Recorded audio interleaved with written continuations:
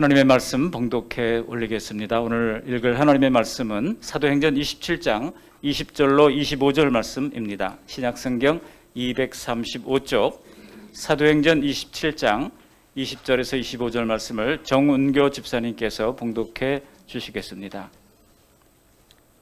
여러 날 동안 해도 별도 보이지 아니하고 큰 풍랑이 그대로 있음에 구원의 희망마저 없어졌더라. 여러 사람이 오래 먹지 못하였음에 바울이 가운데 서서 말하되, 여러분이여 내 말을 듣고 글에 대해서 떠나지 아니하여 이 타격과 손상을 면하였더라면 좋을 뻔하였느니라. 내가 너희를 권하노니 이제는 안심하라. 너희 중 아무도 생명에는 아무런 손상이 없겠고 오직 배뿐이리라.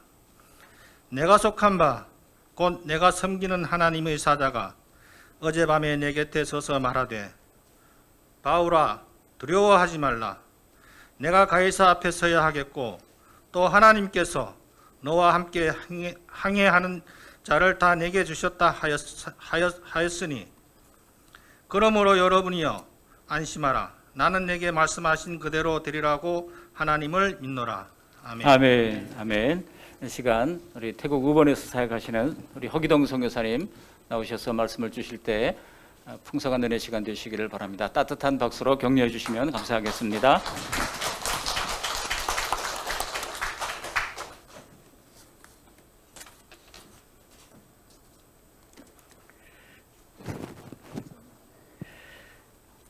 잠시 기도하겠습니다. 존귀하신 하나님 아버지, 오늘 이 하나님을 예배하는 귀한 날, 부족한 자가 주님의 말씀을 붙들고 이 단에 섰습니다.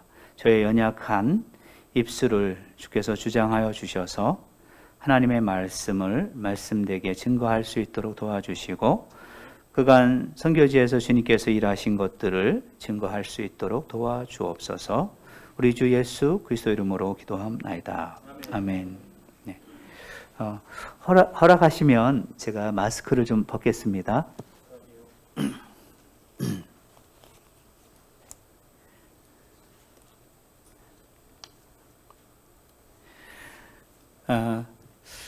저는 우리 그 말씀 양문교회가 저에게 있어서는 본가 아니면 친정, 제가 그런 항상 그런 마음이에요. 왜냐하면 제가 처음 이 교회에서 신앙생활을 시작을 했고요. 그리고 이곳에서 주님 주시는 비전을 받고 그리고 선교지로 나갔고, 또 이곳에 계신 우리 권사님, 우리 성도님들 그동안에 오랜 세월 동안 끊임없이 저희를 위해서 기도해 주셨습니다. 그래서 오늘 이렇게 귀한 또 만남을 허락하여 주셔서 감사하고요. 또 이 시간 빌어서 감사하고 싶은 것은, 저희가 사실은 작년 말에 아내가 유방암 판정을 받고 이제 치료차 한국에 나왔는데, 그동안에 우리 성도님들께서 간절하게 아침마다 그리고 기억되실 때마다 기도해 주셔서 아내가 이제 많이 차도가 있습니다. 많이 몸이 좋아졌고, 그래서 저는 좋은 마음으로 이제 안심하고 기쁜 마음으로 이제 태국으로 사역지로 다시 돌아가게 됐습니다. 그래서 그렇게 기도해 주시고 사랑으로 함께 해주신 성도님들 정말 감사하다고 이 시간 인사를 드리겠습니다. 오늘 이 시간 저는 오늘 본문 말씀 통해서 우리가 살아가는 동안에 수없이 많은 인생의 파고를 만나고 또 환난 가운데 고통 가운데 처하게 되지만, 우리가 이런 상황 가운데서 어떻게 우리가 이 난관들을 바라보고 또 그것을 대처하고 거기에 우리가 대응해 나갈 것인가 하는 그것을 오늘 이 본문에서 살펴보기를 원합니다. 어제 제가 세계는 지금이라고 하는 뉴스 프로그램을 잠깐 봤는데 보니까 그 남아프리카 공화국 폭동이 일어나서 지금 엄청난 그 방화와 또 약탈과 엄청난 혼란 가운데 있는 모습을 보았습니다. 아마 무정부 상태와 다름없는 그런 모습들을 보았고요. 우리 기업체들도 많이 진출해 있는데 엄청 큰 피해를 지금 보고 있는 그런 모습들을 보았고요. 또 인도네시아는 저희가 사역하고 있는 곳에서 이렇게 멀리 떨어져 있지 않은 나라인데 코로나로 인해서 특별히 델타 바이러스, 변형 바이러스가 거기에 지금 퍼지면서 하루 감염자가 5만 명 이상 발생하고 있고 하루에 사망자 수가 코로나로 인한 사망자 5천 명이 넘으니까 매장지를 구하기 어려울 정도로 이렇게 큰 어려움 가운데 있는 모습들 보았습니다. 그리고 독일 그리고 그 옆에 있는 덴마크, 네덜란드, 벨기에 이런 나라들 100년 만에 큰 폭우가 내려가지고 저는 그런 유럽 국가들은 이 배수 처리가 잘 돼 있을 줄 알았더니 오히려 오래전에 그동안에 아마 그런 피해가 없어서 그랬는지 엄청난 폭우에 라인강이 넘쳐 범람하면서 가옥들이 물에 잠기고 물이 휩쓸리면서 도로들이 파손되고 차들이 떠내려가고 엄청나게 많은 사람들이 인명피해가 발생하는 그런 모습들을 또 보았습니다. 이 코로나 팬데믹, 그 유행병이 전 세계적으로 이렇게 유행하는 거를 가리켜 팬데믹이라고 한다고 하는데 이 코로나 팬데믹 가운데 정말 우리 안에 너무 큰 근심과 염려가 있잖아요. 네. 어떤 나라들은 정말 어떻게 지금 손을 쓸 수 없는 그런 나라들도 많이 있는 것을 보게 됩니다. 그래서 오늘 이런 상황 가운데 우리가 어떻게 우리가 이 상황들을 이겨나갈 것인가? 우리 하나님의 사람들이. 그래서 오늘 보면 사도 바울은 죄인의 몸으로 지금 이제 배를 타고 로마로 압송되는 과정에 있습니다. 미항이라고 하는 곳에 잠깐 머물렀다가 그곳에서 이제 겨울을 나기에 거기에 합당하지 않기 때문에 다른 곳으로, 다른 항구로 이동하는 과정에 나타난 이제 어려움이 이곳에 오늘 우리가 읽었던 본문에 기록되어 있습니다. 거기에 11절 말씀을 보면 11절 말씀에 백부장이 선장과 선주의 말을 바울의 말보다 더 믿더라 이렇게 말씀하고 있습니다. 우리가 문제를 어떻게 대처할 것인가? 첫 번째는 우리는 경험자의 말보다는 우리 하나님의 사람의 말을 들어야 될 줄 믿습니다. 여기 보니까 백부장이 바울의 말보다는 선주와 선장의 말을 들었다고 얘기하고 있습니다. 어쩌면 당연한 것일 수도 있습니다. 왜냐하면 선주와 선장은 평생 바다에서 배를 탄 사람들이잖아요. 그러니까 이 사람들의 경험과 이 사람들의 지식은 그 어떤 사람들보다 전문가이기 때문에 사도 바울은 여기에 대해서는 문외한이죠. 그렇기 때문에 그의 말을 듣지 않고 선주와 선장의 말을 듣고 출항을 했습니다. 근데 처음에는 남풍이 불고 순항을 하다가 중간쯤 왔을 때 유라굴라라고 하는 엄청난 광풍이 일어서 이제 지금 생명의 위협을 느끼는 이런 상황 가운데 있습니다. 여기 성경에 기록되어 있는 말씀을 보니까 살 소망이 끊어져서 여러 날 먹지 않았다 이렇게 표현하고 있습니다. 그리고 배에 꼭 필요한 장비들, 도구들 그런 것들도 집어 던지고 그리고 양식으로 실었던 것들도 이제 배를 가볍게 하기 위해서 지금 내어 던지는 그런 모습 가운데 있습니다. 그래서 우리가 이런 것을 볼 때에 우리가 경험자 그리고 우리의 어떤 지나온 그 지식 이것을 듣는 것만이 능사는 아니다. 우리가 이런 생각을 할 수가 있습니다.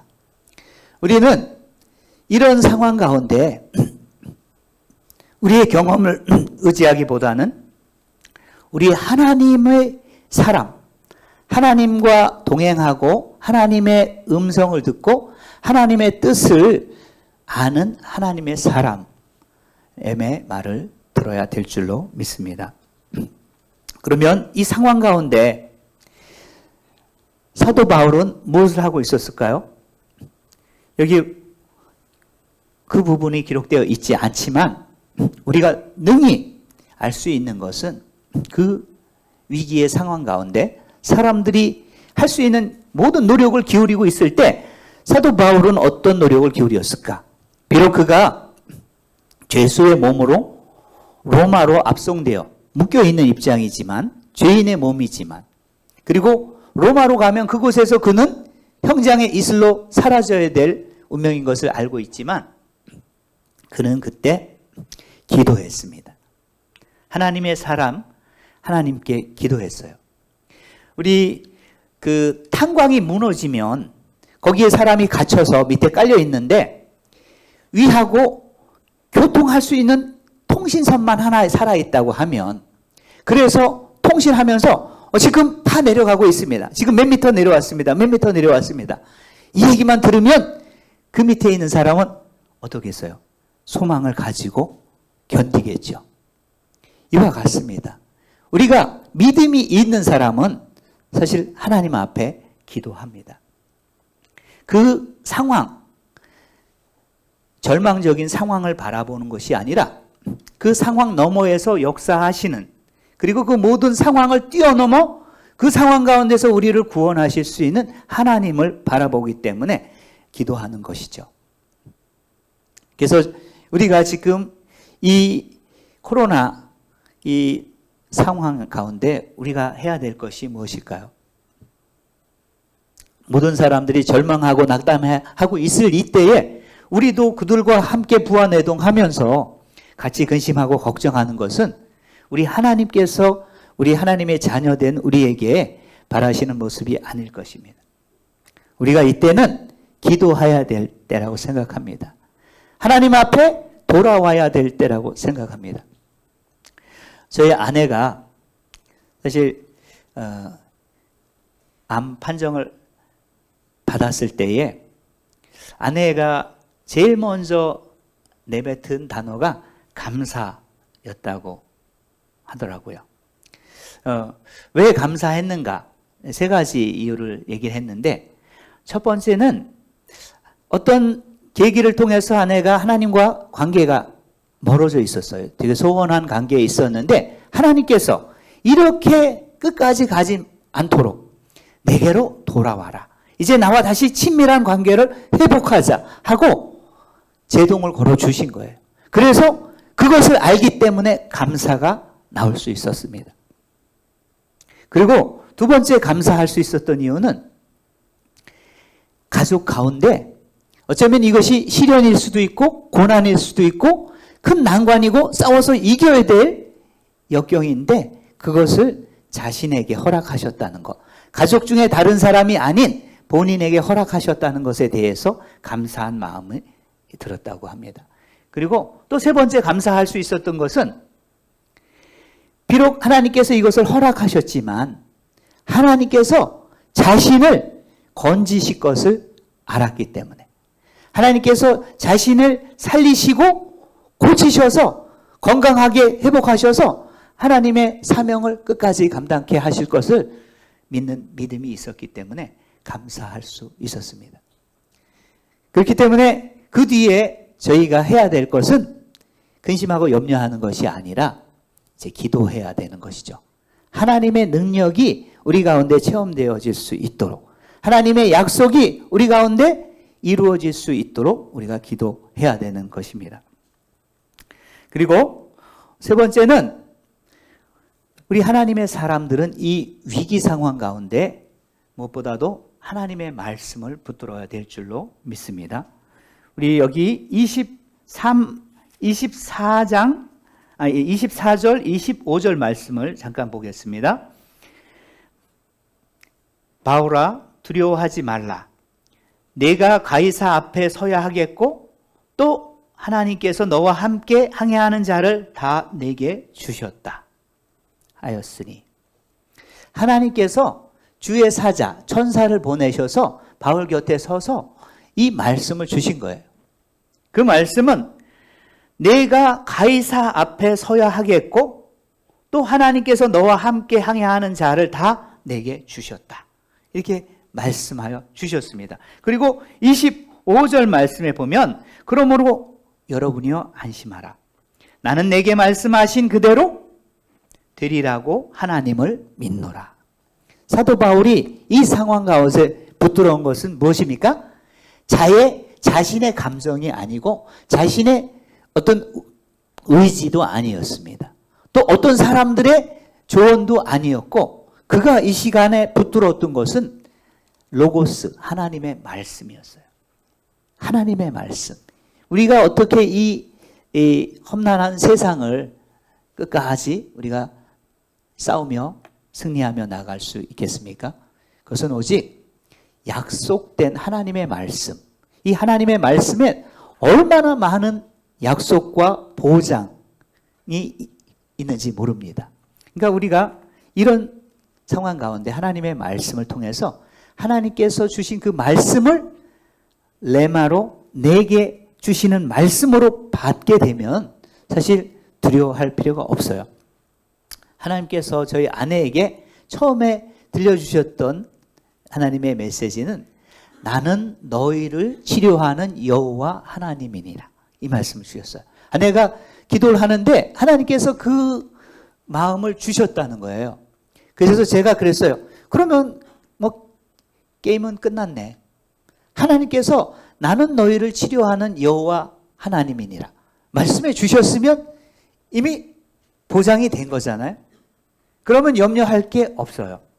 이제 하나님께서 어떻게 나를 언제 치료하실지는 모르지만, 그러나 하나님은 나를 이미 치료하신 거나 마찬가지이기 때문에 하나님이 나를 치료하셨다 선포하고 믿음 가운데 감사함으로 나갈 수 있는 것입니다. 그리고 네 번째, 우리가 또 붙들어야 될 것이 하나 있는데, 사명자는 하나님께서 지켜주신다는 사실입니다. 여러분, 자신을 향해서 나는 사명자다 이런 마음을 갖고 계신가요? 사실은 우리 모든 그리스도인들은 하나님 앞에 사명자입니다. 어떤 사역자만 사명자가 아니고요. 우리 모든 그리스도인들은 하나님 앞에 사명자예요. 빛과 소금으로 살아야 되는 사명자고요. 그리스도 예수의 부활을 증거해야 될 주님의 증인된 사명자입니다. 이 땅 가운데 하나님의 나라를 건설해야 될 주님의 사명자입니다. 그런데 그 사명자는 하나님께서 지켜주셔요. 언제까지 지켜주시냐면 그 사명이 끝날 때까지, 사명을 완수할 때까지 지켜주세요. 리빙스턴 선교사가 아프리카로 들어가서 밀림을 헤치면서 복음 사역을 감당하고 있을 때 유럽의 많은 교회와 그리스도인들이 근심했어요. 걱정했어요. 지금처럼 뭐 이렇게 핸드폰으로 쉽게 확인할 수 있는 시기가 아니잖아요. 편지를 쓰면 몇 달이 걸려서 도착하고 몇 달이 걸려서 그 답신을 받아야 되는, 그럴 때 리빙스턴이 이렇게 말했습니다. 사명자는 하나님께서 보호하시고 하나님께서 지키십니다. 그러니까 여러분, 저를 위해서 염려하지 마세요. 하나님께서 우리에게 주신 사명이 있고 그 사명이 끝나지 않았으면 우리 하나님께서 우리를 지켜주시는 것을 믿으시기 바랍니다. 오늘 우리가 읽었던 24절 말씀 다시 한번 보겠습니다. 바울아, 두려워하지 말라. 내가 가이사 앞에 서야 하겠고 또 하나님께서 너와 함께 항해하는 자를 다 내게 주셨다 하였으니. 사도 바울이 주신 하나님의 사명이 무엇입니까? 하나님은 특별히 많은 사도 가운데 특별히 사도 바울은 이방인의 선지자로, 이방인의 선교사로 세우셨어요. 그리고 왜 죄인의 몸으로 로마로 지금 압송되어 갑니까? 그곳에 가이사 앞에 서서 재판을 받는 거지만, 그리고 결국은 평장의 이슬로 사라지는 거지만, 그러나 그가 감당해야 될 사명은 그 가이사 앞에서 주님을 증거하는 거예요. 부활하신 주님을 증거하는 겁니다. 복음을 증거하기 위해서 그가 그 당시에 생각했던 땅 끝에 가서 복음을 증거하기 위해서 그는 가야 됐고, 그 사명은 완수되지 않았어요. 그렇기 때문에 하나님께서 지금 보장해 주시는 거예요. 너는 가이사 앞에 서야 된다. 지금 배가 완전히 파손돼서 바다 가운데 던져진다 할지라도 염려할 필요가 없습니다. 하나님께서 어떠한 방법을 통해서라도 그를 살리셔서 결국은 하나님의 뜻이 성취되게 하실 거예요. 아마 하나님은 그 전에 요나에게 베풀어 주셨던 기적으로라도 큰 물고기를 준비해서 그를 삼켜서라도 거기다 토해놓게도 하실 수 있는 하나님이십니다. 근데 더 감사한 것은요, 그 배에 276명의 사람들이 타고 있었어요. 어떤 사람들은 여행을 하러 로마로 가는 사람도 있었을 겁니다. 어떤 사람은 급한 용무가 있어서 그래서 로마로 가는 사람들도 있었지만, 그곳에 사도 바울과 함께 죄수들이 있었어요. 그리고 죄수들을 호송해 가는 백부장과 군인들이 있었습니다. 이 276명의 생명을 누구 손에 맡기셨습니까? 여기 말씀해 보니까 사도 바울의 손에 맡기신 거예요. 그 276명을 위해서 사도 바울 한 사람을 맡기신 게 아니고, 사도 바울 한 사람, 하나님을 경외하는, 하나님 앞에 믿음을 가진, 하나님 앞에 기도하는, 하나님의 말씀을 붙들고 있는 이 사도 바울 한 사람을 살리기 위해서 276명의 생명도 같이 구원해 주신 겁니다.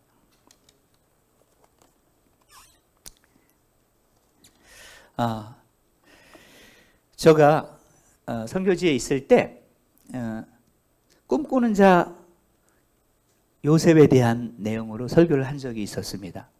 우리가 요셉은 잘 알잖아요. 그는 유복한 환경에서 태어났어요. 형제들 중에 가장 사랑을 받았고 아버지의 사랑을 독차지했는데 어느 날 그것이 화근이 되었죠. 아버지의 편애가 화근이 되었어요. 형들의 배반을 통해서 노예로 팔려나갔습니다. 그리고 보디발 장군의 집에 종으로 팔려와서 종살이를 했습니다. 근데 그것으로 끝인 게 아니었죠. 그는 충성된 사람이었습니다. 보디발 장군이 알아봤어요. 비록 종이지만 가사의 모든 것들을 맡겼어요. 가사 총무의 역할을 주었는데, 그렇게 충성스럽게 일했던 그 요셉이 보디발 장군의 아내의 모함으로 감옥에 들어갑니다. 죄수가 된 거예요. 종에서 더 낮아질 게 없을 거라고 생각했지만 더 낮아지고 낮아져서 죄수의 몸이 되었는데, 그 큰 어려움 가운데 요셉이 그 환경 가운데 절망하고 낙담하고 외로워하고 두려워하고 그랬던 것이 아니었어요. 그는 여전히 그곳에서도 다른 죄수들을 돌보는 역할을 감당했습니다.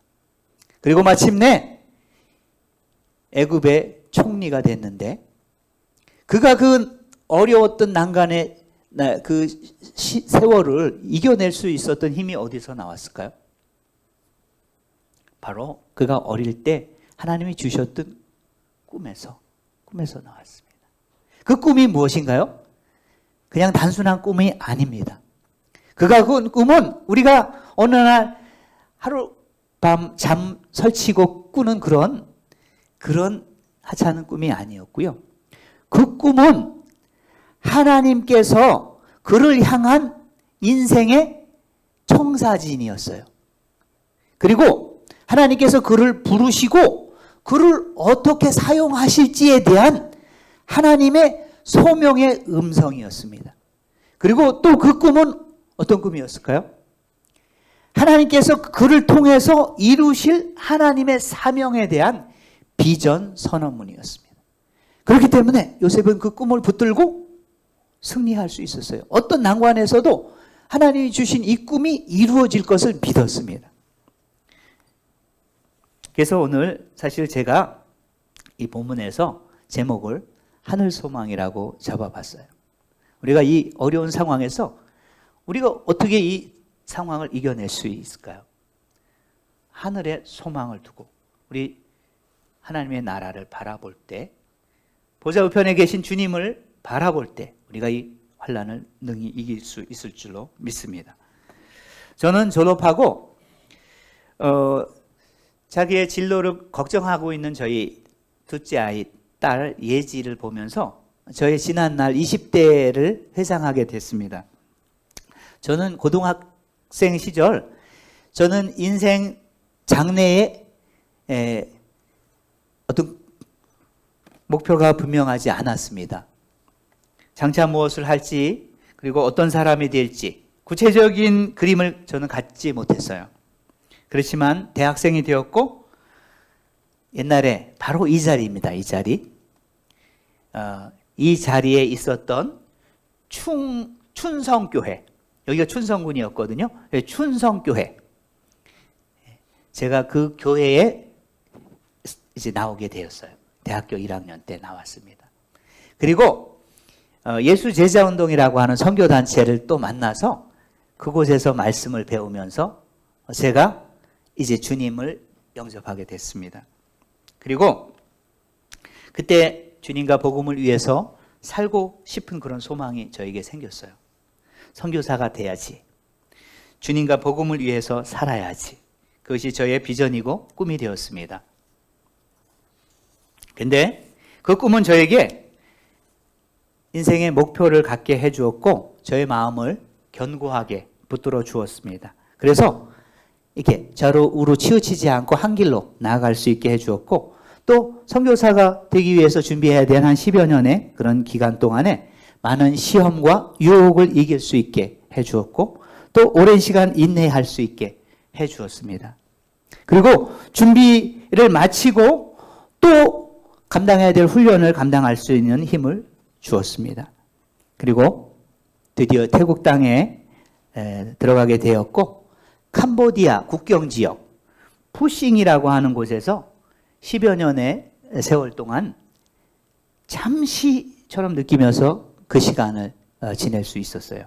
그곳에서 성경 공부 마을 성경 공부 모임을 이제 시작했는데 처음에 제가 살고 있었던 마을에서 한 곳을 시작하고 나중에 3개의 마을에서 성경 공부 모임이 만들어지고 이제 나중에는 4개 모임이 만들어졌어요.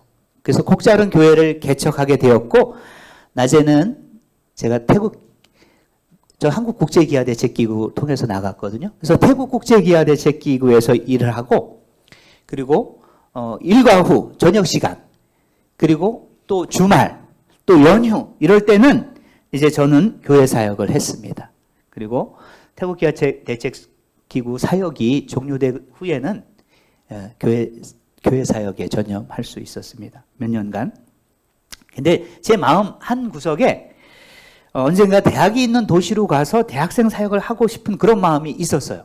왜냐하면 제가 대학생 때 주님을 만났고 그리고 선교단체에서 훈련하면서 선교를 알게 되었고 선교사가 되겠다고 하는 비전을 가졌고 또 저희 아내도 보니까 공교롭게도 저희 아내도 IVF에서 이 사람도 동일하게 대학생인데 그곳에서 훈련 받으면서 선교의 비전을 갖고 선교사로 나왔더라고요. 근데 2006년 4월에 드디어 저희가 12년 동안 사역했던 시사켓의 푸싱에서 떠나서 저희가 우본이라고 하는 도시로 나가게 되었고, 그때 콕자른 교회에서 거기가 시골 지역인데 그 어릴 때 전도되어서 콕자른 교회에서 신앙생활했던 아이들 가운데 2명의 학생이 이제 열심히 공부하니까 대학을 가게 된 거예요. 그래서 그 두 학생을 데리고 우본으로 나오게 됐고, 저희 집이 이제 기숙사가 됐어요. 그래서 대학생들과 같이 이제 저희는 같이 공동체 생활을 시작했습니다. 그리고 그 학생들이 다니고 있던 학교, 그 당시에 라차팟 그리고 폴리라고 하는 두 대학, 시내의 3개 대학 가운데 두 대학에 다니는 아이들을 기점으로 해서 다른 학생들을 접촉하고 그들과 사귀고, 그리고 그들에게 이제 성경 공부 모임으로 그들을 양육하게 되었습니다. 그럼에도 불구하고 저희는 우본의 메인 대학은 사실은 우본 대학인데 그 우본 대학은 시내에서 한 20km 떨어졌어요. 그래서 언젠가는 저곳에 저 메인 대학에도 개척해서 저곳에서도 하나님 사역을 하리라 마음을 먹었는데, 하나님께서 우리의 소원을 들으시잖아요. 그래서 어느 날 한국에 있는 어떤 한 교회를, 군산에 있는 한 교회를 인도해 오셔서 그 대학교 부근에다가 선교 센터를 짓게 하셨어요. 2,000평의 부지에 처음에는 건물을 하나 지었지만 나중에 2개, 3개, 4개, 5개 건물을 짓고 거기에 센터를 마련하게 됐습니다. 아까 우리 화면을 보셨잖아요. 거기 배경이 된 곳이 이제 생명의 빛이라고 하는 저희 센터예요.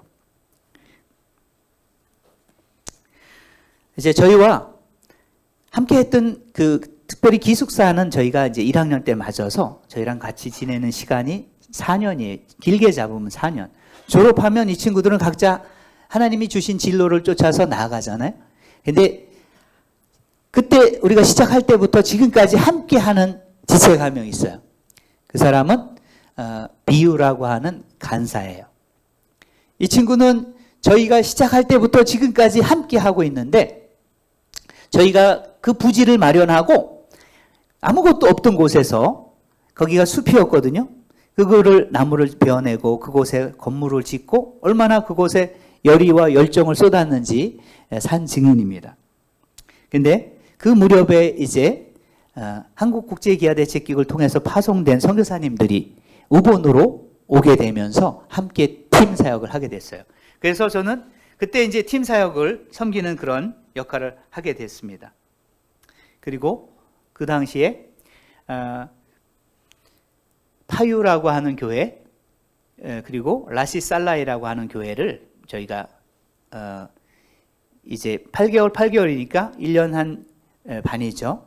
그곳에 가서 섬겼어요. 왜냐하면 태국의 교회들이 주일 학교가 없어요.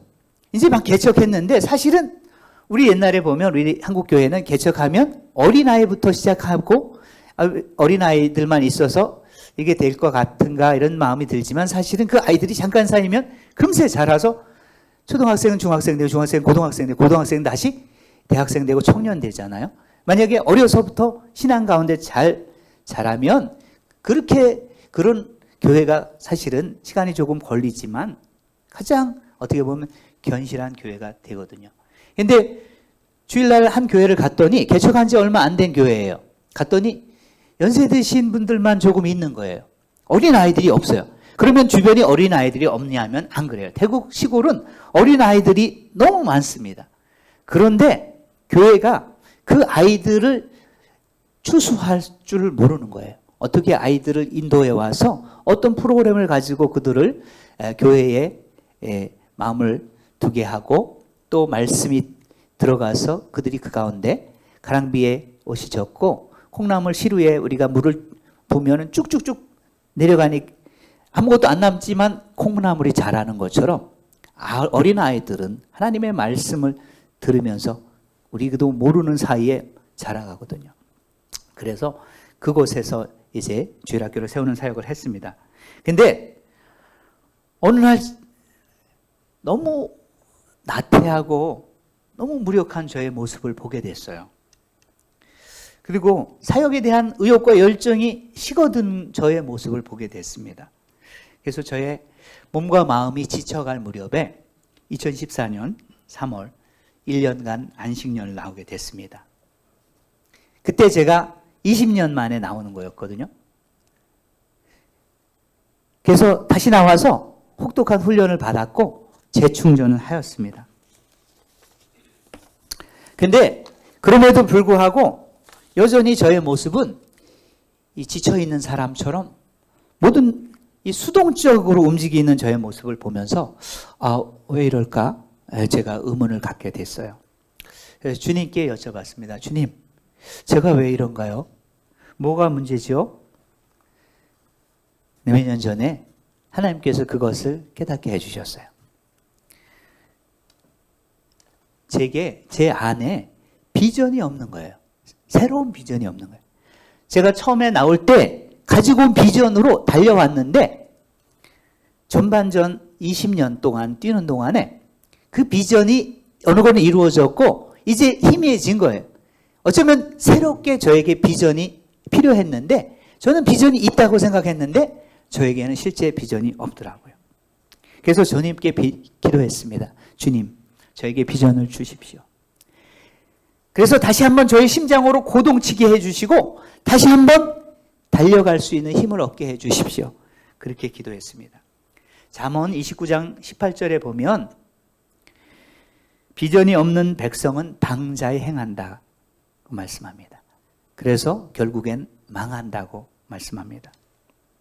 이 비전은 우리 한 개인에게도 필요하지만 사실 나라와 민족에게도 필요합니다. 우리 민족이 꿈을 이뤘던 시기가 있어요. 언젠가요? 19세기 말입니다.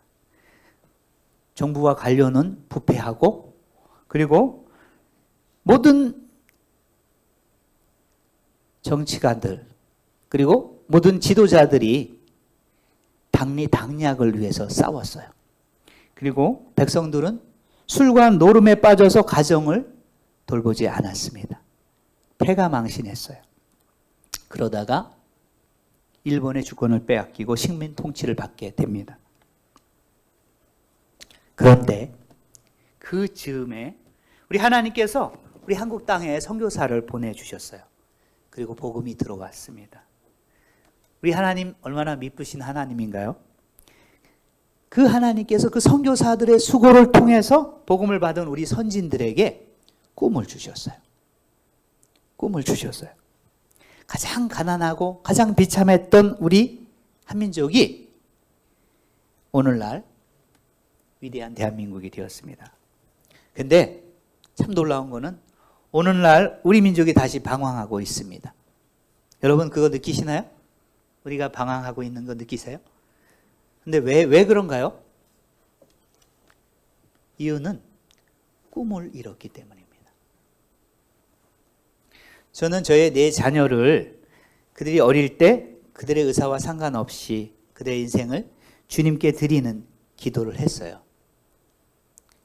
아버지의 권한으로 그렇게 했습니다. 그리고 제가 작년 말 이곳에 나오기 전에 우리 우본예수제자교회 30명의 청년들을 또 주님께 올리는 기도를 드렸어요. 그들 중에 어떤 이들은 이렇게 저에게 반문할 수 있습니다. 당신이 무슨 자격으로 그렇게 할 수 있습니까? 하고 저한테 반문할 수 있어요. 그러면 저는 이렇게 대답하겠습니다.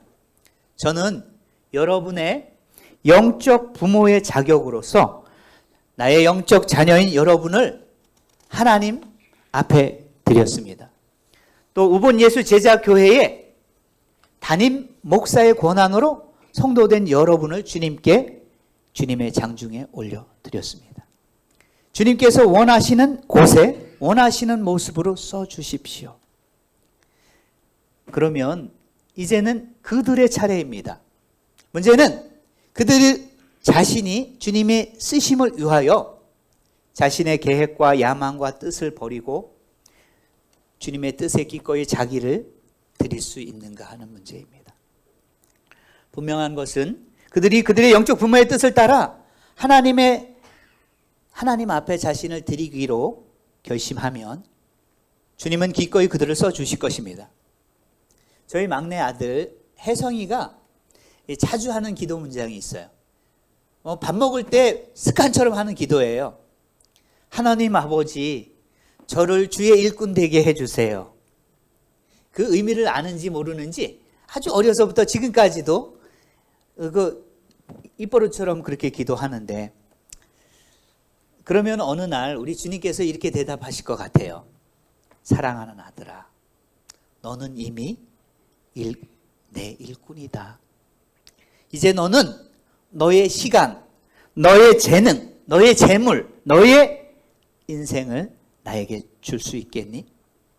그렇게 물어보실 건데, 그때 그 아들이 기꺼이 즐거운 마음으로 순종할 것인지, 아니면 잠시만요, 저에게 시간을 조금 더 주세요, 이렇게 대답할지 저는 알지 못합니다. 저는 이제 주님께 다음의 기도 제목을 구할 것인데요, 우리 태국 땅에 주님의 나라가 이루어지기 위하여 헌신한 30명의 지체를 주세요. 그들은 자신의 안위를 돌보지 않고 이 땅에서 자신의 성을 건축하지 않고 주님께서 좌하라 하면 좌하고 우하라 하면 우할 수 있는 그런 사람이 되게 하소서. 그 전에 저는 우리 주님 앞에 이렇게 기도했어요. 주님, 저희에게 10개의 도시를 허락해 주세요. 20개의 캠퍼스를 개척하게 해주세요. 이렇게 기도했는데, 그러나 이제는 조금 기도의 내용을 바꾸었습니다. 주님, 이 땅, 태국 땅을 위하여 헌신할 미래의 지도자를 주세요. 저는 그렇게 구하고 그들을 키워내는 일에 저를 헌신할 것입니다.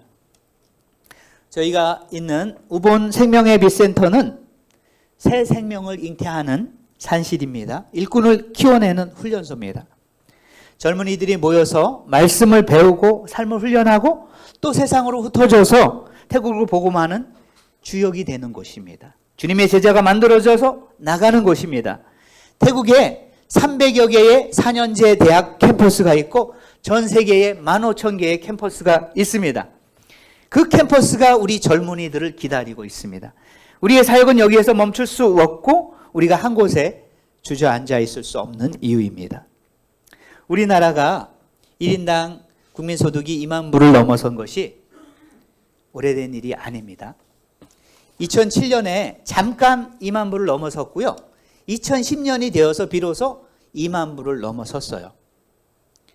근데 우리 어린 세대들이 볼 때 옛날을 모르니까 우리가 옛날부터 우리나라가 잘 사는 나라였던 것 같아요. 우리 선교팀이 오면요, 선교지에 오면 이게 민박을 시키잖아요.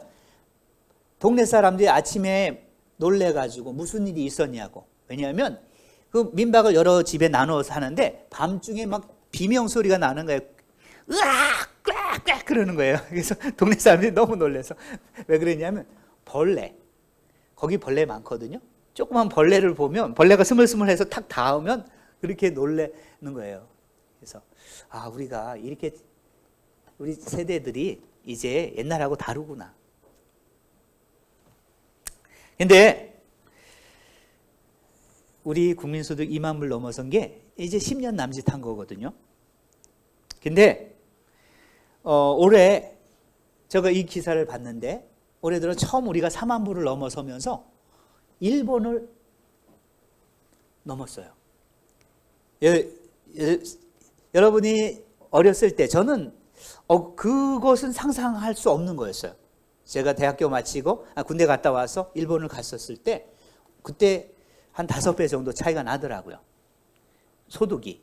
그래서 일본은 우리가 쫓아갈 수 없는 나라인가 이렇게 생각했는데 어느새 우리가 일본을 지금 앞서는 시기에 와 있습니다. 근데 우리가 좋아할 수만은 없습니다. 왜지요? 한국교회가 가장 부흥했던 시기가 1960년에서 1990년, 약 30년간 비약적인 성장을 했습니다. 그런데 1990년을 넘어서면서 한국교회 성장이 멈추기 시작하고 2000년이 되면서 역성장을 시작하고 지금은 급속도로 교회가 위축되고 있습니다. 근데 이것은 우리 한국교회만 경험하는 것이 아니에요. 전에 서구 유럽 교회들이 그랬었고 미국 교회들도 같은 전철을 밟고 있고 우리 한국 교회도 예외가 아닙니다. 이유가 어디에 있습니까? 무엇이 원인입니까?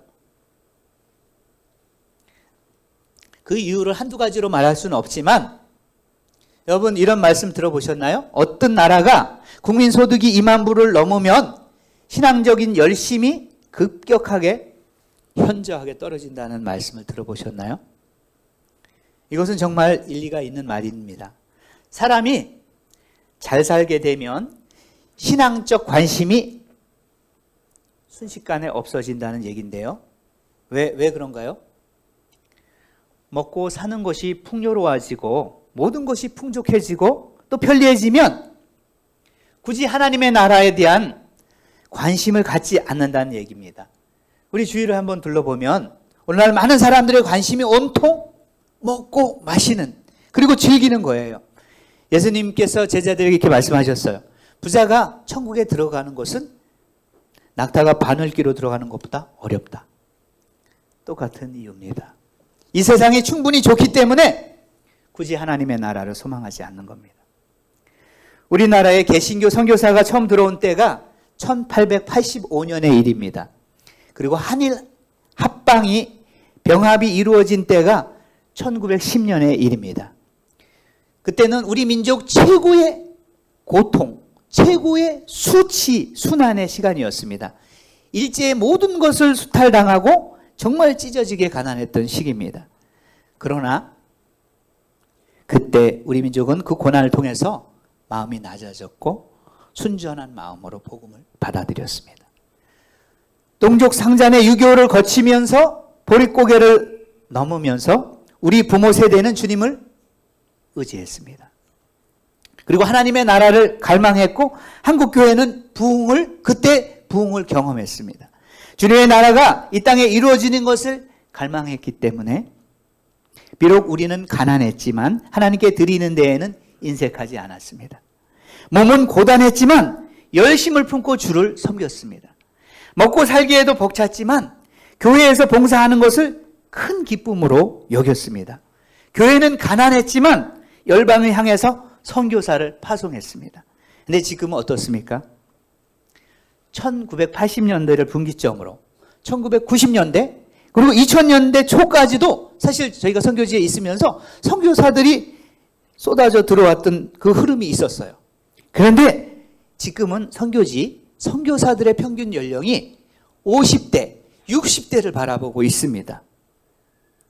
우리의 바톤을 이어서 띄워줄 젊은 선교사들이 들어오지 못하는 이유입니다. 젊은 피가 수혈되지 못하고 있는 거예요. 그러나 우리에게는 소망이 있습니다.